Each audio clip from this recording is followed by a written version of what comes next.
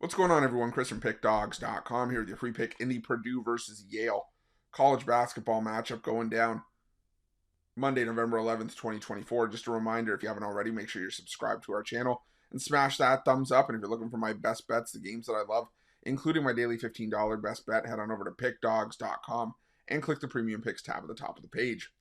But let's get to this one between Purdue and Yale. And Purdue coming into this one with a record of 2-0 on the year after a 72-50 win over Northern Kentucky in their last matchup, while Yale comes in 1-1 on the year after a 91-79 loss at the hands of UIC in their last game. And Yale was a bit unlucky to have such a sloppy performance in that game. And realistically, they were up by 7 at the half in that game.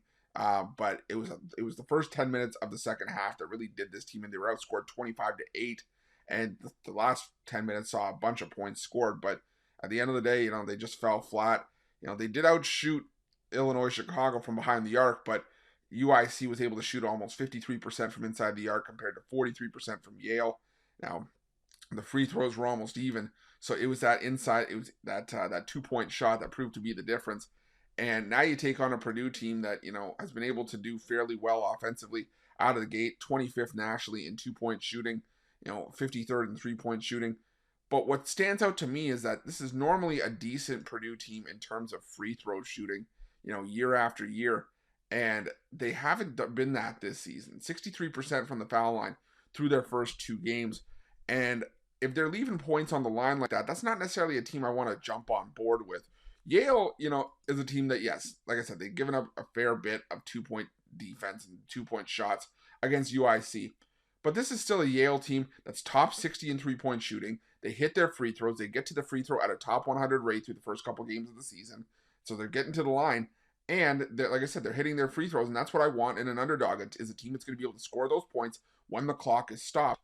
And you got to remember with Yale as well, this is a team that's used to stepping up in competition and playing the big boys. I mean, James Jones in the last 9 seasons, including the 2024 season, has taken the Yale Bulldogs to the NCAA tournament 4 times. So they're used to playing, like I said, the big boys. And when you look at Yale last year, this was a Yale team that in the non-conference portion of their schedule battled Gonzaga tough. They battled Kansas tough.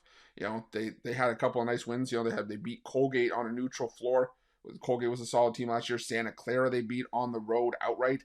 So I'm going to take a shot here with Yale in the points. I think this is an experienced Yale team that won't be scared of going to Purdue and taking on the Boilermakers. And you got to remember, for Purdue, there's a bit of a look-ahead factor here for Purdue as well, as they've got a game against Alabama on deck on Friday. So I'm not saying they're fully looking ahead here, but wouldn't be surprised if they got caught one eye, looking towards the Tide on Friday. So I'm going to take Yale in the points in this one. And that's going to be my free pick. But just a reminder, if you haven't already, make sure you're subscribed to our channel and smash that thumbs up. And if you're looking for my best bets, you can find those at Pickdawgz Premium. While you're Pickdawgz, check out our betting tools. They're 100% free. They're the best betting tools in the business, and tools that you want to make sure that you have in your back pocket when you're making your best bets for the day's action. Thanks for watching. See you guys soon.